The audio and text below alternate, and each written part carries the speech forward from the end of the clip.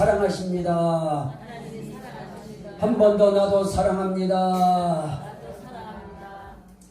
어제 전국 제1교회에 하나님 앞에 성전을 건축하고 그동안 빚이 있던 거 정말 성도들의 피눈물 땀의 결정체로 다 갚고, 그리고 어제 하나님 앞에 헌당식을 하면서 봉헌하는 그 예식을 하면서 성도들 이제 취임도 또 이렇게 시키고 하는데, 거기에 어제 내가 깜짝 놀란 게 뭐냐면 목사님께서 성도들한테 그렇게 말씀하더라고요. 이렇게 하기로 다짐하십니까? 그러면 그분들은 예! 깜짝 놀라셨죠.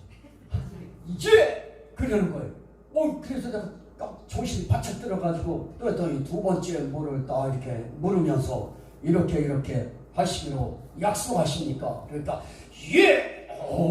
이러더라고요. 우리도 아멘 할 때 아멘 이러지 말고 우리도 아멘! 자, 한번 합니다. 아멘! 아멘! 이러면 한 5,000명 되는 것 같잖아.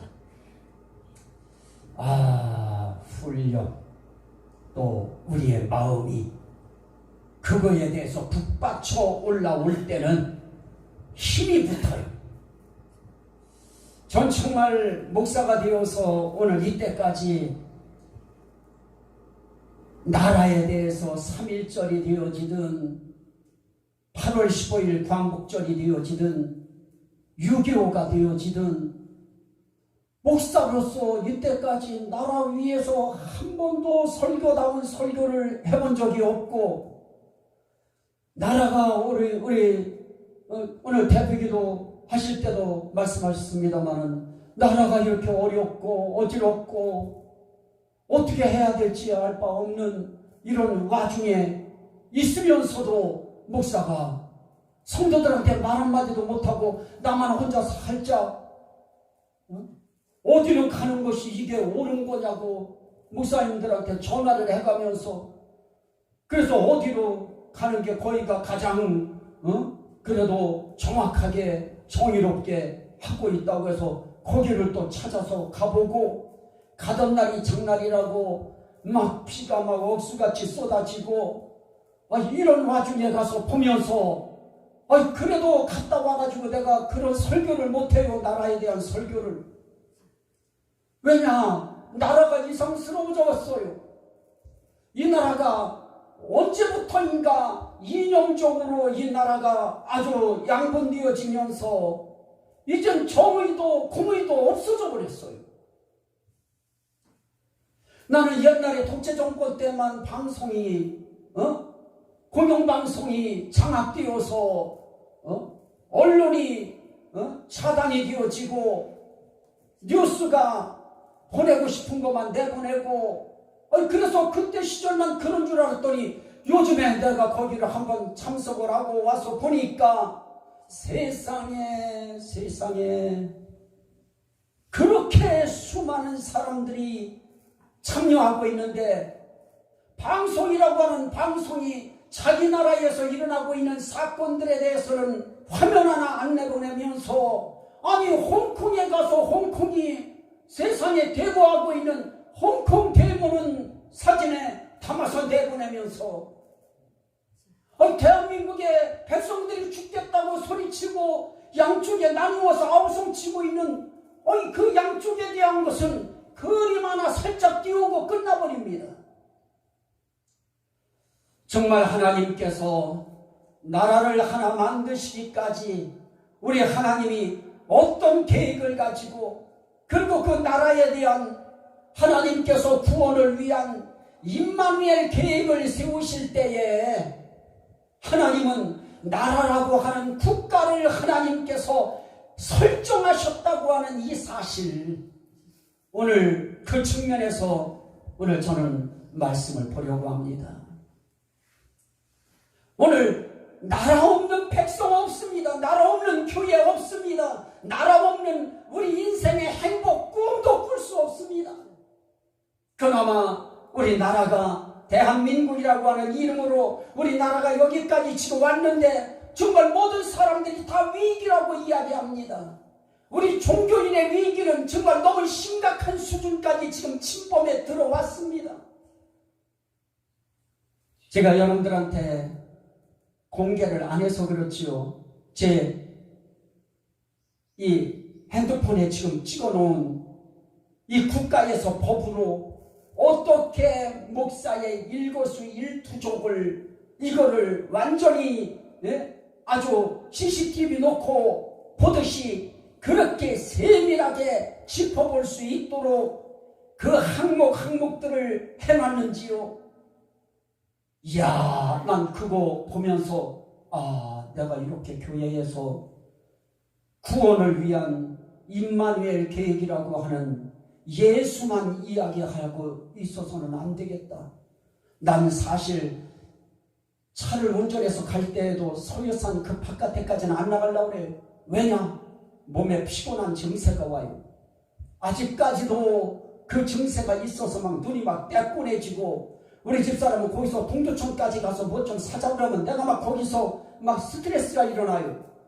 이럴 정도로 그러던 제가 세상에 이래서는 안 되겠구나. 교인들한테 말 한마디 안 하고 다녔어요.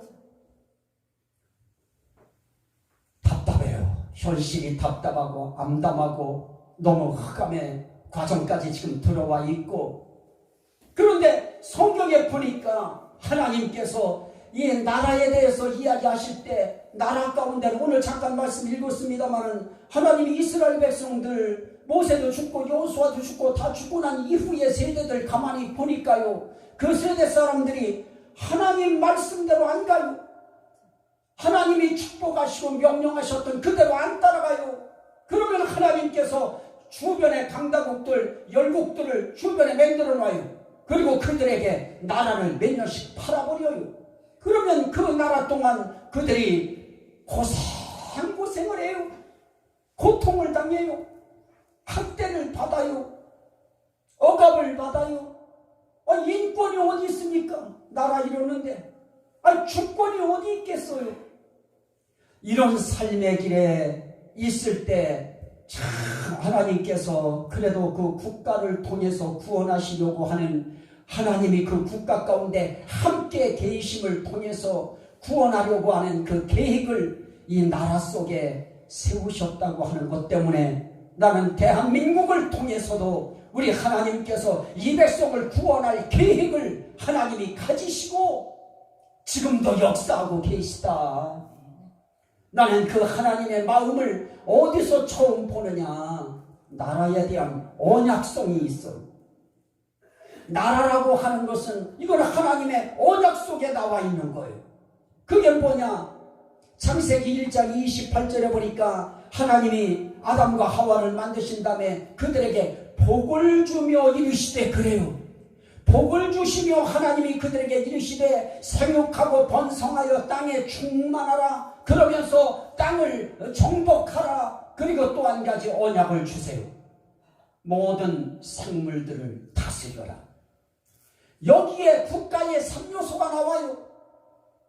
생육하고 번성하여 땅에 충만하라고 하는 것은 국민이에요. 사람들이에요. 나라의 3요소, 국가를 유지하는 데 있어서 국가를 구성하는 3요소가 있어요. 그게 뭐냐? 가장 중요한 건 국민이에요. 백성이에요. 또 하나는 땅을 정복하라 그래요. 필요한 게 뭐냐? 국토예요. 나라의 3요소 가운데 국민이 있어야 되고 땅이 있어야 돼요. 국토예요. 또 하나는 그 모든 생물들을 다 하늘에 나는 것이나 땅에 기는 것이나 이 물 아래에 있는 모든 것들이나 다 너희들이 그 생물들을 다스려라 그래요. 이걸 주권이라고 그래요. 이 모든 것을 통틀어서 국권이라고 그래요.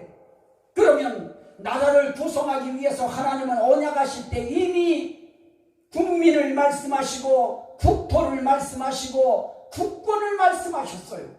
이 국권의 기본 단위가 우리 가정이에요. 가족, 부부예요. 부부의 인권이에요. 하나님께서 거기서부터 가정이라고 하는 가정의 주권을 주셨고요. 또 가정이 사회가 국가라고 하는 큰 덩어리가 이루어지면서 그것은 국권이 돼요. 한 사람 한 사람의 권리는 인권이에요.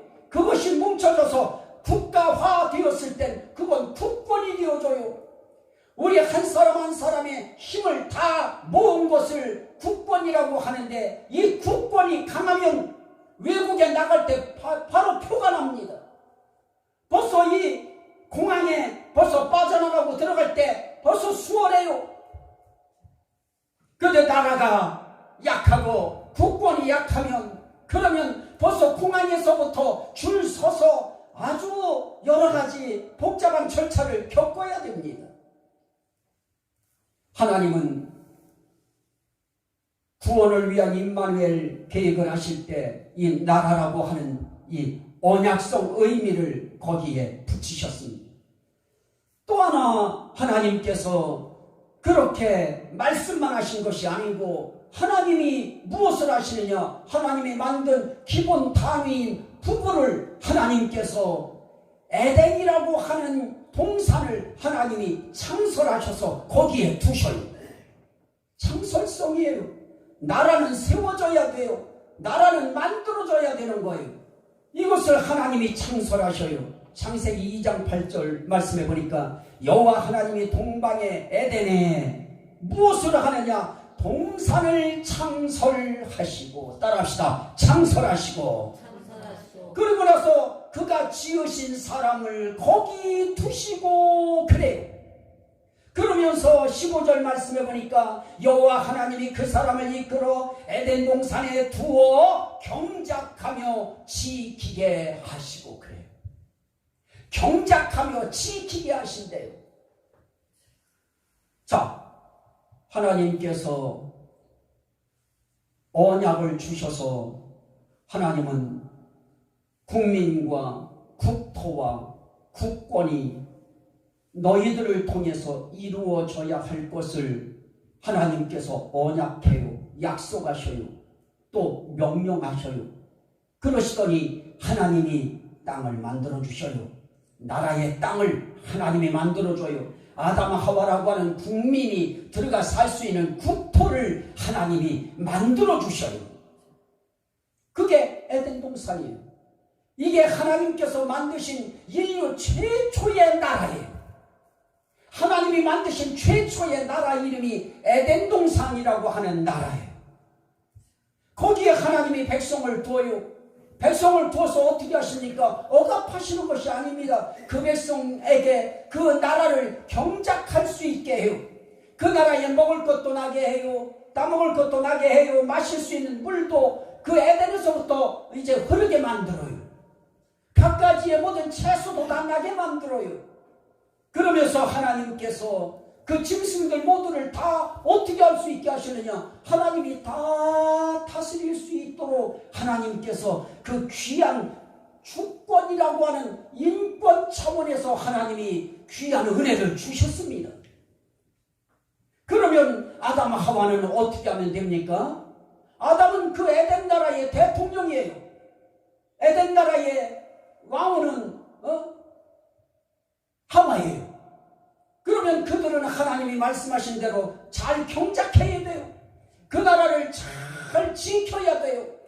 그렇게 해서 그 나라를 굳건하게 세워나가야 되는 거예요. 그런데 시원찮았어요. 왕으로 세웠는데, 대통령으로 세웠는데 아담이라고 하는 대통령이 나라를 못 지켜요. 누구 때문에 못 지키느냐? 뱀 한 마리라고 하는 이 뱀이 계시록 12장에서는 옛뱀, 용이라고 하고 사단이요 마귀라고도 하는 온 천하를 꿰는 자가 옛뱀이라고 그래요. 그러면 누구에게 꿰임당했느냐? 사단에게 꿰임당한 거예요. 마귀에게 꿰임당했어요. 마귀의 사상을 하나님의 사상보다 더 크게 여겼어요. 하나님께서 오늘 이 나라 이 민족에게도 하나님이 대통령 세워요. 미국에도 대통령 세워요. 일본에도 대통령 세워놨어요. 나라마다 대통령 세워요. 그런데 나라에서 문제들이 일어나고 어려움이 발생하는 거 보면 다 뭐 때문에 그러느냐? 지도자에게 문제가 발생해요. 누구의 사상을 받느냐가 중요합니다.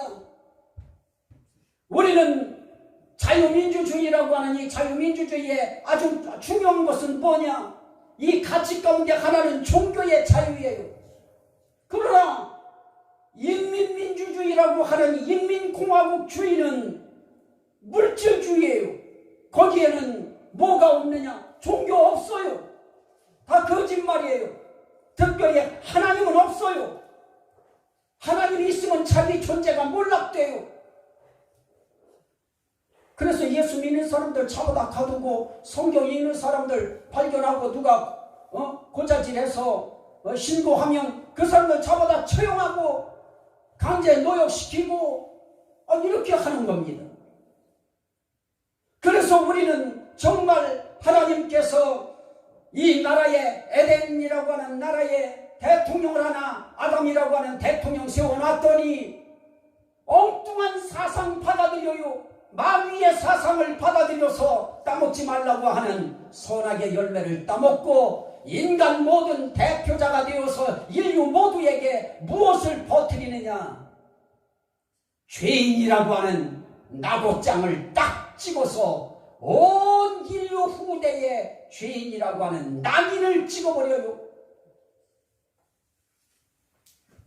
그런 나라 속에 하나님은 하나님이 세운 그 왕을 에덴 밖으로 쫓아냅니다. 더 깊게 들어가지 않을게요. 하나님이 쫓아내셔요. 그 나라 지키라고, 에덴 나라 잘 경작하라고, 대한민국 잘 지키라고, 대한민국을 잘 경제, 사회, 문화, 교육, 군사, 외교, 경제 각 영역에 잘 경작하라고, 그리고 이 나라 튼튼하게 지키라고 하나님이 주셨더니 경제, 사회, 군사, 외교, 안보 어느 한 구석도 우리 마음에 편안하고 든든하고 기쁨을 줄 수 있는 구석이 없을 만큼 나라가 이렇게 되어져서 지금 나라가 갈등을 겪고 있어요. 혼돈에 빠져들어가 있어요. 목사들도 교인들 나갈까봐 침묵해야 될 수밖에 없는 이런 상황 속에 목회자들이 지금 집회라도 참석해서 나간 사람들은 큰 소리 쳐요. 안 나오는 사람들에 대해서 너네들이 뭐냐, 너네들이 진짜 목사냐 막 얘기해요. 나도 8월 15일 되기 전까지는 나도 안 나간 사람이에요. 나도 그런 데 나가는 거 싫어했어요. 이때까지 난 그런 거 진짜 과격하고 성품이 나쁘고 악한 사람들이 하는 건 줄 알았어요.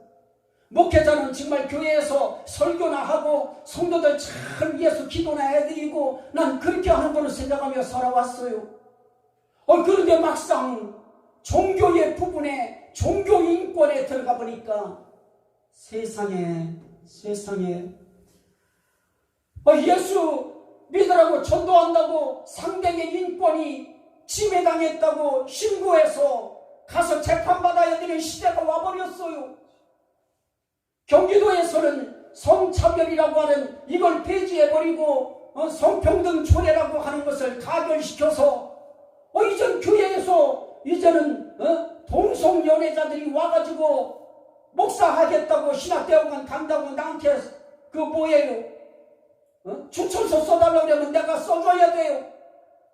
줄에 서달라고 그러면 남자들 둘이 와가지고 줄에 서달라고 그러면 줄에 서줘야 되는 시대가 올 수도 있어요. 그거 만약에 거부하면 그들이 신고해요. 신고하면 나는 수갑을 차든가 아니면 가서 재판받고 벌금 내야 돼요. 그러면 그 사람들이 지금 교회를 무너뜨리고 종교를 무너뜨리려고 그 사람들이 한 번만 오나요? 그 사람들이 이제 아예 교회 하나 말아먹으려고 계속 와서 목회 못하도록 계속 신고해야 되겠죠. 그거는 이미 상상 속의 이야기가 아니고 이미 이 경기도에서는 그 조례안이 이미 결정되어졌어요. 그래서 그거에 대해서 막 반대 시위하고 했더니 저쪽 부천이시인가 어딘가는 지금 홀딩되어 있다고 했어요. 이제 이것이 4월 달에요. 이제 국회의원들이 저들이 숫자가 더 많아져가지고 이게 가결되어져 버리면 우리 기독교는 전도 못해요. 지금도 전도 못해요.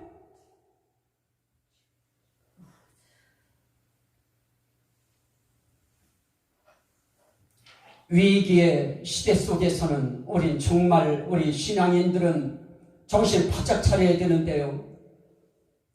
보세요. 나라가 누구 거예요? 나라의 주권성이 있어요. 의미 가운데 나라, 그러면 그 나라의 주인된 권리를 가진 주권성이 있는데 하나님께서 창세기 이 사도행전 17장 26절 27절 말씀에 보면 인류의 모든 족속을 한 혈통으로 만드사 온 땅에 살게 하시고, 그리고 뭐라고 하느냐, 그들의 연대를 정하시고 그들의 경계를 한정하셨으며, 하나님께서 온 민족을 하나님이 한 혈통으로 만들어서 이 사람들을 온 세계에 흩어져 살게 만드셨어요. 그런데 그 나라의 연대를 하나님이 결정하셔요. 그리고 하나님께서 그들의 이 연대뿐만 아니라 그들의 무엇을 정하시느냐, 경계까지도 딱 정해요. 여기서 여기까지 일본, 여기서 여기까지 한국, 여기서 여기까지 중국, 중국에서 그 옆에 러시아, 그리고 홍콩, 아프리카, 유럽, 이렇게 미국, 하나님은 나라의 경계를 딱 정해주시고, 그러면서 하나님이 말씀해요. 그런데 하나님은 그들에게서 멀리 떠나 계시지 아니하니라. 하나님은 대한민국이라고 하는 나라를 만드시고 이 나라를 세워주시고, 하나님은 이 나라에서 멀리 떠나 계신 분 아닙니다. 하나님은 나라를 세우셨을 때 그 나라에서 멀리 떨어져 계신 분이 아니고 그 한계와 그 경계를 설정하시고 온 인류 족속들이 흩어져서 살게 하신 그 모든 것 가운데 함께 계시면서 결국은 무엇 하시는 겁니까? 하나님께서 그거에 대해서 말씀하실 때 하나님의 주권성은 뭡니까? 그때에 지극히 높으신 이가 사람의 나라를 다스리시며 자기의 기쁘신 뜻을 따라 누구에게든지 그 나라를 주셨더라 그래요. 나라는 하나님이 만드시고 그 나라는 하나님께서 주권을 가지시고 하나님이 다스리시고, 그리고 그 하나님은 주권을 가지고 다스리시면서 하나님이 어떻게 하시느냐, 여호와께서 나라들의 계획을 폐하시며 민족들의 사상을 무욕해 하시도다. 하나님은 하나님의 마음대로 이 나라를 누구에게 주어요. 어느 대통령에게도 주어봐요. 어느 왕에게도 주어봐요. 그러면서 하나님께서 세운 그 나라에 대해서 하나님이 그 나라가 갖고 있는 계획에 대해서 하나님은 뭐라고 하느냐, 그 나라가 가지고 있는 사상과 그 나라가 가지고 있는 계획이 하나님 보실 때 이거 아니다 그러면 하나님은 그것을 무효다 그래요. 하나님은 그 계획을 아주 폐해버리셔요. 하나님께서 우리가 살아가는 우리의 삶의 길에 하나님이 나라를 이렇게 만들어 주셨을 때 하나님은 이렇게 말씀해요. 나라 속에는 뭐가 있느냐? 주권성이 있어요. 그 나라 속엔 소속성이 있어요. 하나님이 말씀해요. 온 세계가 내게 속하였나니, 세계가 내게 속하였느니라고 출애굽기 19장 5절에 말씀하신 하나님은 에스겔 18장 4절에 뭐라고 하시느냐, 모든 영혼이 내게 속하였다 그래요. 세계가 하나님께 속했어요. 세계 속에 사는 백성들, 온 영혼들이 하나님께 속했어요. 그러면 온 나라와 온 백성들은 누구 소속이냐? 하나님 소속이에요. 하나님 소속이기 때문에 하나님의 말씀을 들어야 돼요. 그래서 성경은 뭐라고 이야기하느냐? 세계가 다 내게 속하였나니 너희가 내 말을 잘 듣고 내 언약을 지키면 너희는 모든 민족 중에서 너희가 내게 대하여 제사장 나라가 되며 너희가 내게 대하여 거룩한 백성이 되리라. 이게 나라의 목적성이에요. 하나님이 나라를 세우신 목적이 뭐냐? 하나님 잘 섬기는 나라 되게 만드는 것이고요, 잘 섬기는 그 나라의 백성들을 하나님 앞에 제사장 나라가 되게 만드실 뿐만 아니라 하나님의 거룩한 백성이 되게 만드시는 겁니다. 그러면 하나님이 만드신 나라는 이 세계 모든 나라가 다 하나님 나라인데, 하나님의 나라는 어떻게 되느냐? 하나님 섬겨야 돼요. 하나님 말씀 순종해야 됩니다. 하나님 말씀 따라서 살아야 돼요. 그리고 그렇게 살 때 하나님은 무슨 의미를 그 나라에 부여하시느냐? 네가 내게 대하여 제사장 나라다. 제사장 나라가 뭡니까? 종교 지도자 아닙니까? 제사장이 하나님과 백성 사이에 서서 중재하는 거예요. 하나님 앞에. 하나님이 이 백성 멸해야 되겠다 그러면 하나님 앞에 제사장이 나서서 하나님, 이 백성들 살려주세요, 용서해주세요, 불쌍히 여겨주세요 하고 나라의 죄악을 짊어지고 하나님 앞에 그 문제를 호소하면서 하나님 앞에 용서를 받아내요. 그 역할, 그게 바로 오늘 이 시대 속에 하나님이 우리에게 원하시는 이 나라를 세우시게 하시고 나라를 통해서 하나님이 우리에게 원하시는 하나님의 목적이 뭐냐? 하나님 섬기는 나라 만드시고 하나님 앞에 제사장 나라 만드시고 하나님 앞에 거룩한 백성들이 사는 나라 만드시려고.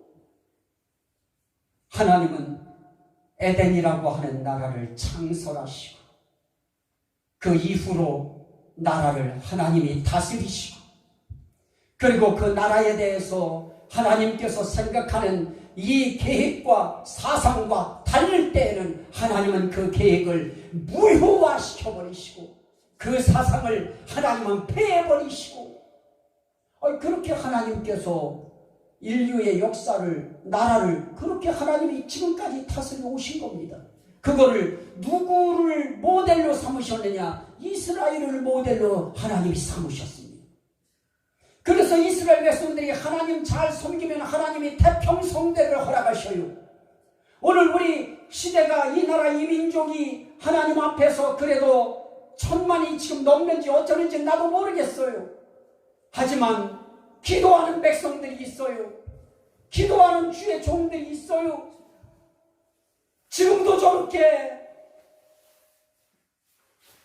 시멘트 바닥에 돗자리 하나 펴놓고 비닐로 덮어가면서 나라를 위해서 기도하는 백성들이 이 나라에는 있어요. 그 덕분에 하나님이 눈 감아주시고 하나님께서 대중에 하나님이 응답하는 종들이 있어요. 응답하는 성도들이 있어요. 그들이 살아가는 나라이기 때문에 하나님이 그들의 걱정과 염려를 아시고 조금씩 숨통 트여주시려고 하나님이 나라의 장래에 대해서도 말씀해 주시고 네가 이럴 때 어떻게 해야 될 거에 대한 사명도 소명도 주시면서 하나님은 백성들을 끌어오시고 나라들을 여기까지 끌어오셨던 겁니다. 세계가 다 내게 속하였나니. 오늘 저와 여러분들이 세계 속에 온 영혼 가운데 우리 모두가 하나님께 속한, 우리도 하나님 앞에 제사장 나라이면서 거룩한 백성 성민이라고 하는 것이 우리는 하나님 앞에 감사한 겁니다. 우리가 어떻게 제사장 나라가 됩니까? 그런데 하나님의 이 주권성 가운데는 아주 두 가지의 놀라운 현상이 있어요. 하나는 주권을 가진 분이 나라를 선택해요. 주권을 가지신 분이 그 나라의 백성들을 선택해요. 신명기 8장 6절 이하에 보니까 너는 여호와 네 하나님의 성민이라 네 하나님 여호와께서 지상 만민 중에서 그를 자기 기업의 백성으로 택하셨나니 여호와께서 너를 기뻐하시고 너희를 택하시면 너희 수요가 많아서가 아니라 너희는 모든 민족 중에 가장 작은 자니라 그래요. 하나님께서 세계 모든 민족 가운데 가장 작은 나라 이스라엘을 하나님이 선택해요. 그리고 하나님이 넌 거룩한 백성이다. 왜냐? 내가 거룩하기 때문에 내가 너를 내 백성 삼았고 내 나라 삼았기 때문에 너는 거룩한 백성이고 네 나라는 거룩한 나라다. 그래서 하나님이 그 나라를 선택해요. 그래서 시편 33편 12절 말씀에 보면 여호와를 자기 하나님으로 삼은 나라 곧 하나님의 기업으로 빼신 바 된, 다시 말하면 선택된 백성은 복이 있도다 그래요. 하나님 앞에 선택된 백성, 하나님 앞에 선택된 민족, 하나님 앞에 선택된 나라, 이건 복이 있다. 그 복 있는 나라 가운데 이스라엘은 진짜 복 있는 나라예요. 하나님이 그 나라를 택하셨어요. 그럴 때 오늘 신약시대가 되어지면서 하나님이 바울사도를 통해서 그러면 그게 이스라엘 나라에게만 한정된 거냐라고 하는 문제에 하나님의 답이 계셨어요. 로마서 3장 29절에 보니까 하나님은 다만 유대인의 하나님이시냐 또한 이방인들의 하나님은 아니시냐 그러면서 뭐라고 하느냐 진실로 이방인의 하나님도 되시느니라 그래요. 이 말씀에 감사하면 아멘 합시다. 하나님이 유대인만의 하나님이 아니고 이방인의 하나님도 되시느니라.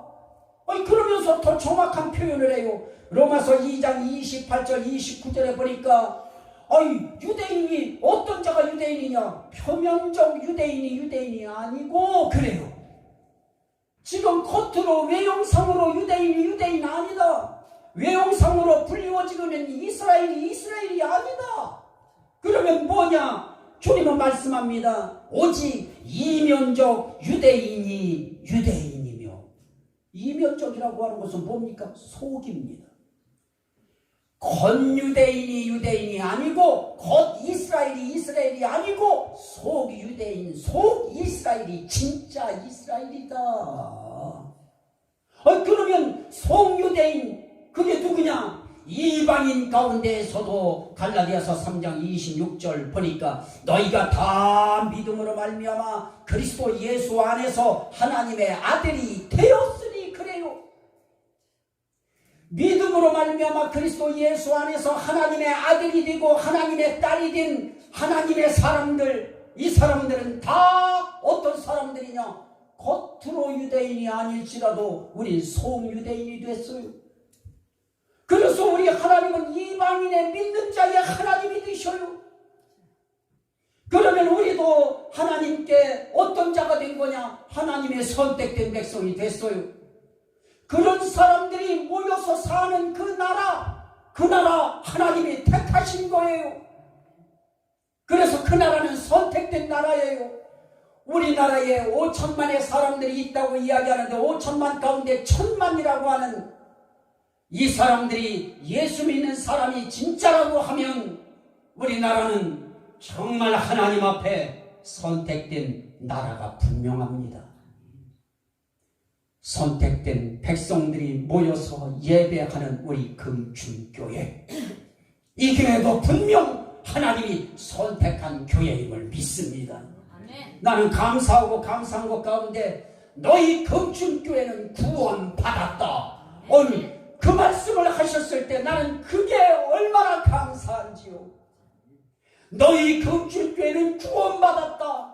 세상 사람들이 볼 때는 작아요. 수요도 없어요. 어줍잖아 보여요. 자기들 눈으로 볼 때 성경 교육도 많이 안 받았어요.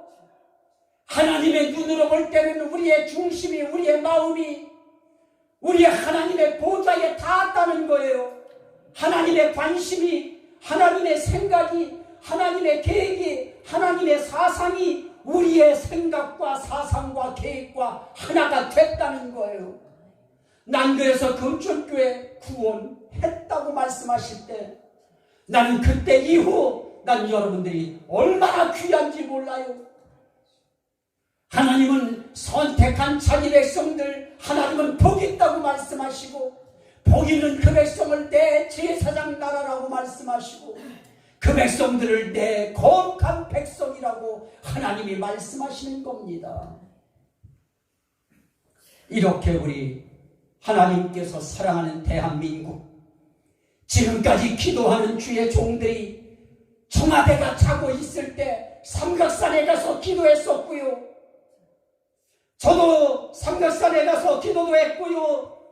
저기 제일기도원에 가서 기도도 했고요. 미랄기도원에, 저 동두천에 있던 미랄기도원까지도 젊을 때는 찾아와서 기도했고요. 나라와 민족을 위해서 기도했습니다. 끊임없이 교회에서도 기도할 때 나라를 위해서 기도하고 축복해요. 지금도요. 누구처럼 못나지 않고 부각되지 않고 드러나지 않았다고 나라 걱정 안 하는 거 아니에요. 나라 위해서 기도 안 하는 거 아니에요. 누구 못지않게 나라 위해서 기도하고 나라 사랑하고, 아니 그렇게 해요. 하나님께서 이렇게 나라를 만드셔서 하나님은 어떻게 하시려고 하느냐? 나라 속에 가장 중요한 건 그리스도성이에요. 예수성이에요. 나라의 의미 가운데 예수라고 하는 예수가 붙어야 돼요. 이 말씀 가운데 다니엘 2장 44절 45절 말씀에 보면 하늘의 하나님이 한 나라를 세우시리니 이것은 영원히 망하지도 아니할 것이요 그 국권이 다른 백성에게도 돌아가지 아니할 것이요. 그래요. 하나님이 한 나라를 세우신대요. 그 나라의 국권은 절대로 다른 백성에게 넘어가지 않는 한 나라를 하나님이 세워주신대요.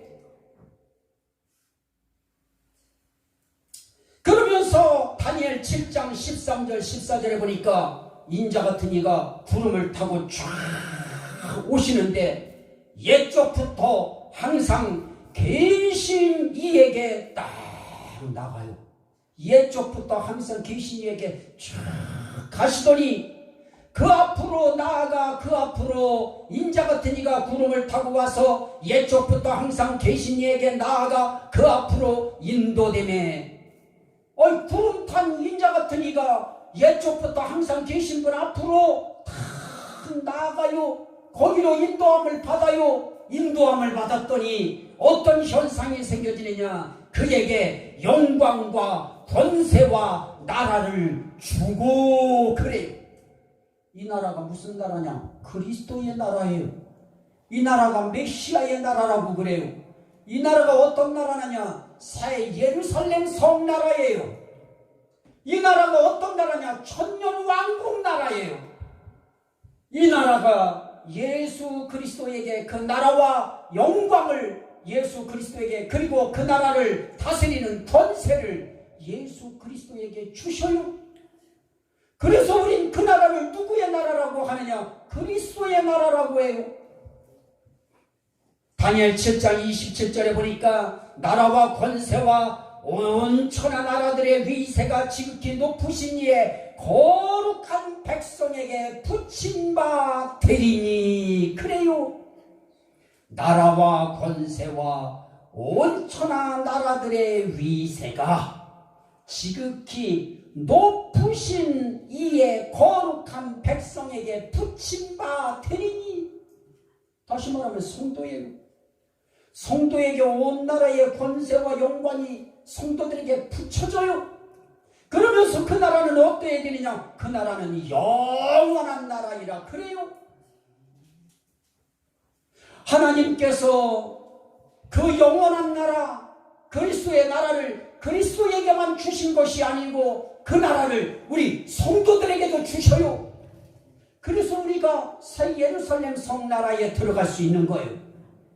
그 나라는 이 땅에서 이루어지는 거 아니에요. 그런 말에 속지 마세요.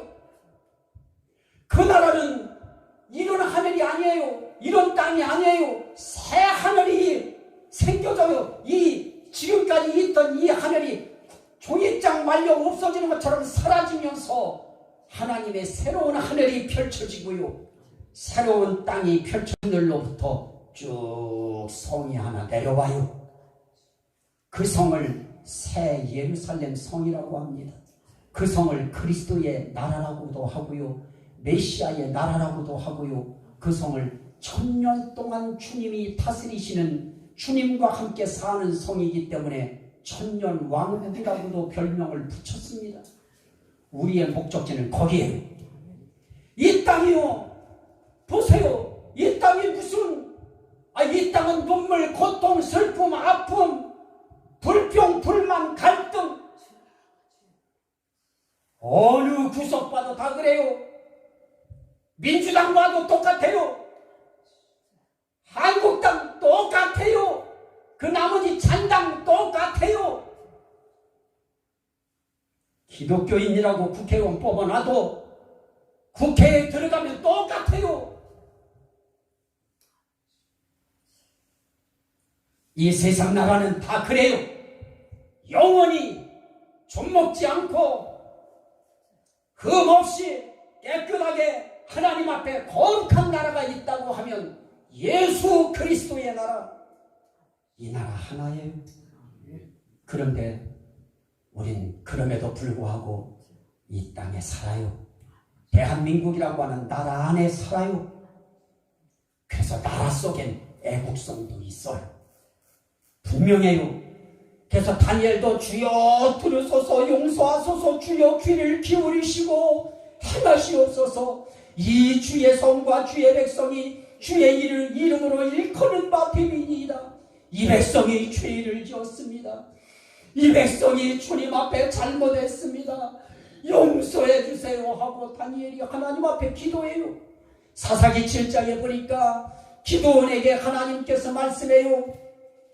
이 백성들 지금 전쟁할 백성들 너무 많다. 많으니 그들 돌려보내라. 어떻게 돌려보낼까요? 가고 싶은 사람 가라고 일단 해라. 그랬더니 전쟁하기 싫고 집에 걱정거리가 있어서 가고 싶은 사람들은 가라 하고 외쳤더니 두려워 떠는 자들은 돌아가라고 했더니 돌아간 백성이 22,000명이요. 이제 남아있는 자가 기도원 옆에 남아있는 자가 10,000명이래요. 남들 두려워서 다 떠나가요. 무서워서 다 떠나가요. 죽을까봐 떠나가요. 그래도 남들이 두려워하는 두려움 왜 없어요? 남들이 걱정하는 걱정 왜 없어요? 남들이 그리워하는 그리움이 왜, 가족에 대한 그리움이 왜 없겠어요? 그럼에도 불구하고 10,000명이 남아요. 오늘 이 시대가 우리의 삶 속에 용기를 요구하는 시대예요. 이 시대가 겁먹는 사람들은 그냥 있으려는 거예요. 겁먹는 사람들은 꼼짝하지 말고 다 피하라고 그래요. 그럼에도 불구하고 두려워하지 않고 나라를 위해서 목숨 바쳐 싸우겠다고 하는 사람들이 10,000명이 있었어요. 그뿐만이 아니에요. 계시록 17장에 보니까 예수님이 짐승들과 싸워서 이제 이겨요. 그런데 그와 함께 있는 자들, 곧 부르심을 입고 택하심을 받고 그와 함께 있는 자들도 진실한 자들이 이기리로다 그래요. 그리스도가 싸우실 때 그리스도와 함께 싸우는 자들이에요. 그리스도와 함께 싸우는 성도들이에요. 그들은 반드시 이겨요. 약속이에요. 그런데 애국성만 가지고는 안 돼요. 행동성도 필요해요. 사무엘상 17장 31절 이하에 보면 골리앗을 향해서 다윗이요, 짱탈망한 다윗이 장수 앞에 나갈 때요, 어떻게 합니까? 너는 칼과 창과 단창으로 내게 나오거니와 나는 만군의 여호와의 이름으로 네가 모욕하는 이스라엘 하나님의 이름으로 난 네게 나아가노라 하면서 그에게 전쟁터에서 그를 향해서 나가요. 다른 군인들 무서워서 벌벌 떨어요. 사울 왕까지도 벌벌 떨어요. 왕보다 나아요. 조그만 청년 하나가 왕보다 낫어요. 가는 거예요. 사사기 7장에서 그래서 기도한 백성도 그러하고 10,000명이 싸워요. 그런데 10,000명 다 안 해요. 하나님은 그 중에서 10,000명 가지고 싸우면 너네들이 이겼다고 할 거니까 아니다. 거기서 또 출혈해라. 그래서 300명만 출해서 300명이 전쟁에 나가서 이겨요. 하나님이 이기게 해주셔요. 하나님께서 주와 함께 있는 자들은 곧 택함을 받고 부르심을 받은 진실한 자들은 이기리로다. 그럴 때 그 싸움의 현장에서 목숨 부렵지 않은 사람이 어디 있어요? 그럼에도 불구하고 예수님 곁에서 함께 싸워요. 오늘 우리도 주님 곁에서 함께 싸워가는 거예요. 나는 언제 여러분들이 어려움 당한다고 해도 농토가 어렵다고 해도 정책이 그래도 한 번도 데리고 나가라고 해본 적 없어요. 이제는 나가야 되려나 봐요. 나도 군청 앞에라도 가서 편말이라도 만들어서 우리 농민들 살려내라고 얘기해야 되려나 봐요. 착하고 순진하고 나라 위해서 그렇게 사는 목회자들 바보 아니거든요. 그리고 성도들 국가에 대해서 아무 말 안 한다고 바보들 아니거든요. 우린 예수 그리스도의 나라를 우리의 심령 속에 부여잡고 이 나라에 하나님의 영광이 나타나고 하나님의 이름이 찬란하게 드러나야지요. 목사가 어디 있어요? 개독교래요. 우리를 개독교래요. 기독교 없었으면 어떻게 이런 나라가 이루어질 수 있었어요? 기초 근간에 기독교의 봉사와 교육과 기독교의 그 모든 도움의 손길 아니었으면 우리나라의 그 어려운 부분들 언제 나라가 타치했어요? 언제 나라가 했어요? 다 교회가 했어요. 하나님 이 나라를 살려주시고 이 민족을 붙들어 주시고 그리스도의 나라 저 나라를 사모하며 나아가는 우리의 삶의 길에 정말 제사장 나라라 거룩한 주의 백성 주의 군대로서 더 이상 그리스도 이름에 욕끼치지 아니하고 예수의 나라가 이 땅에서 우리의 삶의 현실 속에 그림자로 우리에게 경험되어질 수 있도록 이제 우리는 우리 주권 잃어버리는 거 안 돼요. 나라가 지금 사상이 엉망인 나라예요. 지금 이 태극기 들으니까요. 이 태극기 들면은 이상한 사람 취급해요. 우리나라의 국기가 태극기예요. 나라의 국민으로서 태극기를 드는데 이게 나빠요? 태극기 달 수 없는 시대가 되어지면 그 나라는 끝났어요. 기독교는 태극기 들 수 없는 시대 되면 그건 이제 이미 공산화된 나라예요. 정부의 주체 사상이라고 하는 공산주의 사상을 가지고 있는데도 그들이 지금 나라의 정책을 반영해 가는데도 국민들이 말 안 해요. 자기네와 사상이 같다고 막 한편에서 모여서 옹호해요. 그들 깜빡이 갔잖아요. 박근혜도 갔어요. 이명박 대통령도 갔어요. 그러면 똑같아야죠.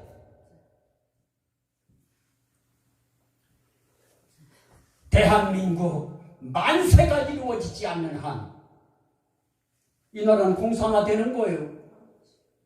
지금 학계에 교육계에 전교조라고 하는 전교교사 조합이라고 하는 노동조합의 전교조가 얼마나 학생들을 지금 공산주의식으로 지금 교육을 시키고 있어요. 뉴스에 짤막하게 하나 나왔지요. 그 정도가 아니에요. 무시무시해요. 이 나라의 운명은 이제 누구에게 있느냐? 이제 언론도 장악됐어요. 법조계 장악됐어요. 학계, 교육계 장악됐어요. 쟤들한테. 군대요? 군대도 많아요. 그런데 기독교 안에도 목사들이 저쪽 사상을 가지고 들어와 있는 목사들이 많아요. 우리 성도들이라도 정말 대한민국 영원히 만만세하는 심정을 가지고 그리스도의 나라, 그리스도의 백성의 긍지와 자부심을 가지고 이 나라 민족을 향해서 목소리 외칠 수 있는 저와 여러분 되시기를 주의 이름으로 축원합니다. 아멘. 우리 주여 삼창 먼저 우리 하도록 합니다.